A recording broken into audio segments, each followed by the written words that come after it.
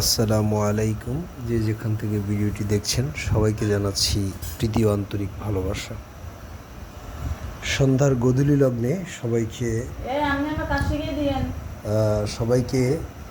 দাওয়াত রইল। আজকে আমার ম্যাডাম সে রোজা রেখেছে, তো দ্যাটস ওয়াই সে শরবত অর্থাৎ ট্যাং ঘুরে রেখেছে। এখানে হচ্ছে কমলা,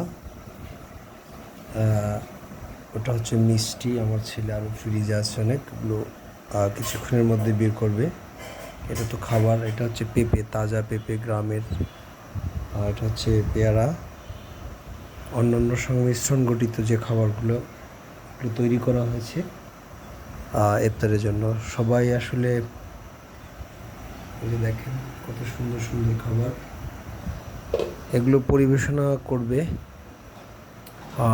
আপনাদের দাওয়াত রইল, আপনারা আসবেন। ধন্যবাদ সকলকে। আল্লাহ হাফেজ। আজ এ পর্যন্তই। আগামীতে নতুন একটা ভিডিও নিয়ে আসবো। Thank you.